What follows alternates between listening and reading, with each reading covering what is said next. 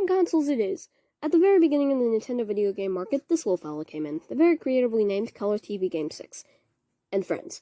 So yeah, there were 3 more of these, but it was not very significant at the time, so it sold quite poorly, only selling around 3 million units in its entirety.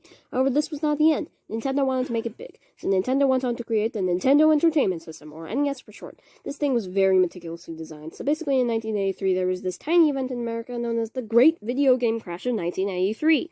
Video games were just overflowing everywhere, there were too many options. So when Nintendo released the Japanese counterpart, the Famicom, in Japan that year, they saw success. So they were going to release it in America, but they knew if they just released it as is, they would fail. So they went back to the drawing board, redesigning it, and made it seem more like a cool toy than a video game system, especially with the accessories.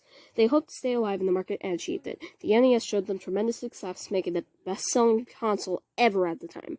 Nintendo basically single-handedly saved the entire video game market. Soon, Nintendo decided to make their next console piggyback off the original in hopes of replicating the success. The SNES was the result.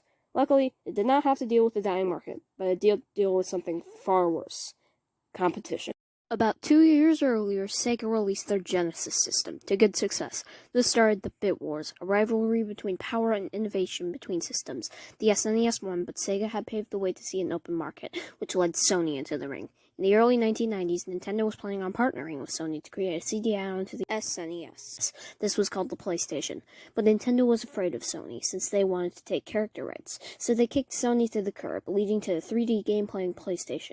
So to all the PlayStation gamers out there, you can thank Nintendo for creating your favorite console. The SNES sold 40 million units. It was successful, but at what cost? Eventually, to compete with Sony, Nintendo created the N64, a 3D system just like the PlayStation with double the number of bits. This was a powerhouse of machinery.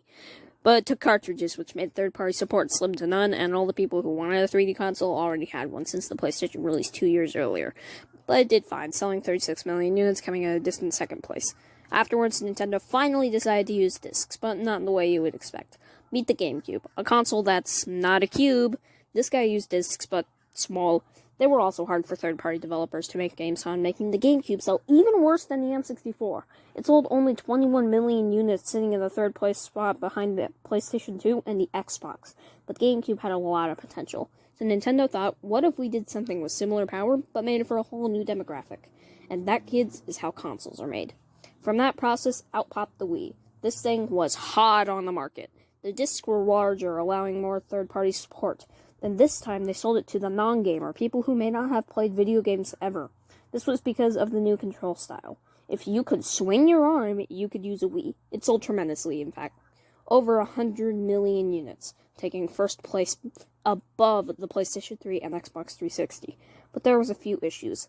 The Wii was the starting point of Nintendo abandoning their core audience for their new casual audience, which made the next console suffer. As well, the thing had lots and lots of shovelware. Straight from the manure barrel, there were tons of games that made the motion controls the main thing, and that made it so that even if people were buying consoles, they weren't buying many games, especially since the Wii came with a free game, Wii Sports. It was over before it even started. But in the next generation, Nintendo thought to piggyback off the Wii success with the Wii U. It did horribly. As previously stated, they abandoned their core audience, so the cores thought differently of Nintendo, and the casuals were just confused since the naming and advertising sucked. It was advertised as a new controller, making it seem just as an add-on to the Wii. The Wii U sold 13 million, that is 8 million less than the GameCube. But once again, the idea was good, but the execution was not, which made the next console their biggest success yet.